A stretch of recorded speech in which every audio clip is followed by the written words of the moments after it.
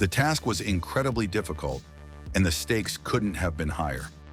In the early 80s, the survival of the entire Volkswagen Group basically depended on one single model. Their previous new releases, the Scirocco, Derby, and Santana, failed to capture the market, and the Passat was losing ground. They needed to save the situation urgently, but without scaring off the incredible luck they caught with the Mk1 Golf. It was in this tense atmosphere, in 1983, that the second-generation Volkswagen Golf hit the road. By 1983, the first generation had sold over 6 million units. Company executives who just a decade earlier had looked skeptically at Giorgetto Giugiaro's radical design were now terrified of making any sudden moves.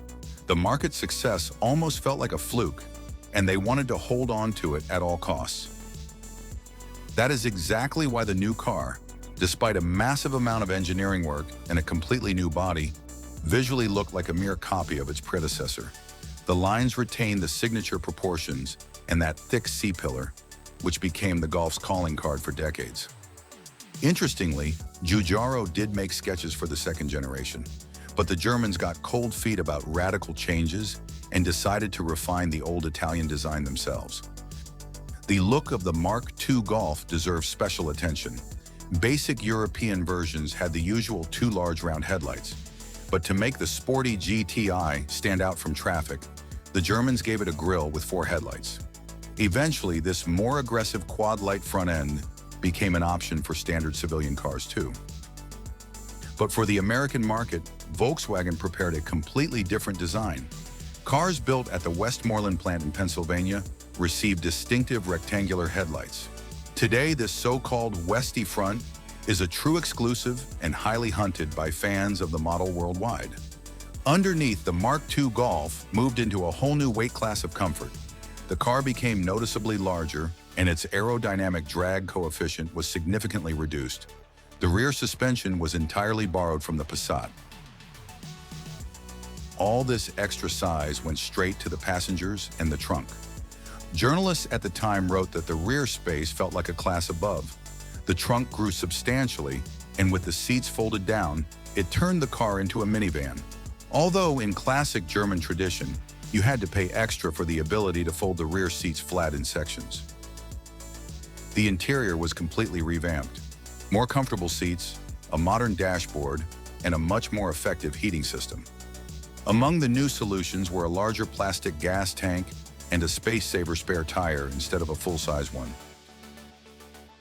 And to guarantee legendary German build quality at multi-million production scales, Volkswagen took an unprecedented step. They built the famous Halle 54 in Wolfsburg specifically for this model. It was the world's first massive-scale use of industrial robots in car manufacturing.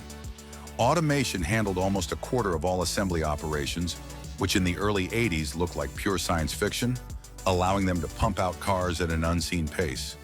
Under the hood, Volkswagen dropped the weakest engines from the previous generation. The base engine became a 1.3-liter. The main volume seller in Europe was the 1.6. And for the most expensive and sporty versions, they offered 1.8-liter engines with either a carburetor or fuel injection. Furthermore, to meet increasingly strict emission standards in the US and parts of Europe, the Golf started being mass-equipped with catalytic converters. The biggest news, however, was the automatic choke on all carburetors. The manual choke was finally a thing of the past. In the fall of 1983, the automotive press got their hands on the new car. German journalists from Auto, Motor and Sport, and the British from Autocar agreed on the main point. The car was exemplary. The interior was praised for its space and perfect front seats. Instead of trendy digital dashboards, Volkswagen stuck to classic white needles on a black background, which was deemed the best decision. The ride comfort was called unprecedented. The car beautifully swallowed up any bumps. But the British also poured a bucket of cold water on Volkswagen. Those signature thick rear C-pillars created massive blind spots. The engine produced an annoying boom at high RPMs, and loud tire noise plagued the cabin on rough asphalt. Plus, the complex carburetor, designed for fuel economy, sometimes cut off the fuel supply, causing jerks, and the automatic cold start choke was so unstable that the engine could simply stall in the first few minutes of driving. In a massive European comparison, the Golf went head-to-head with its rivals: the Ford Escort, Opel Kadett, Fiat Ritmo, Renault 11, and Alfa Romeo 33. Of course, lurking off camera was the dangerous French Predator, the brand new Peugeot 205, which would later cause plenty of gray hairs for VW's sales department. But that's a story for another day. The Golf wasn't the biggest, but it absolutely crushed its rivals in build quality. The Alfa Romeo had a crooked hood and a failing speedometer. The Fiat's dashboard squeaked, and the plastic smelled bad. The Renault had trim pieces literally falling off. On the move, the Golf remained the most comfortable.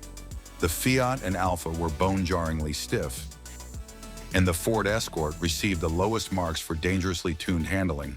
It wandered all over the road. The Golf and the Opel, on the other hand, demonstrated benchmark stability. The Golf was noticeably more expensive, but journalists declared it the winner thanks to its balance of qualities and excellent residual value on the used market. To test its reliability, they took the luxury Golf Carrot with a 1.8 engine on a long-term endurance test. After a year and 80,000 kilometers, the body was in perfect condition. The engine and suspension required 0 repairs. But the list of teething problems was long. The trendy trip computer was replaced under warranty twice. At 7,000 kilometers, 5th gear popped out. Later, the fuel sensor started lying, the CV joints died at 46,000, and near the end of the test, the rear door handle just snapped off. Yet even with this bouquet of failures, its cost per kilometer was still lower than its competitors. Interestingly, during its life on the assembly line, the Mk2 Golf was constantly evolving. In 1987, the classic quarter windows on the front doors vanished forever, and in 1989 came the most famous facelift, the arrival of the legendary massive plastic bumpers, which, by the way, debuted in the North American market as part of the exclusive Wolfsburg Edition package. They instantly modernized the car's design for years to come. By the end of the decade, the Golf remained a global bestseller. In the UK, it became a massive hit, selling nearly 50,000 units a year. Even in tests at the end of the 80s, it was still beating brand new competitors like the Fiat Tipo and Toyota Corolla. In 1992, the Mark II Golf continued to be produced right alongside the new, third generation, to preserve jobs at a factory in the former East Germany. Next to the new model, the old car looked like an alien from a bygone era. However, with 6.3 million units produced, it firmly cemented the brand's position worldwide. For global car culture, this machine became something much bigger than just convenient transportation. In the 90s and 2000s across the US and Western Europe, the Mark II was the perfect choice for young drivers. Its affordability, excellent handling, and limitless potential for modification gave a massive boost to the global VW scene and stance culture.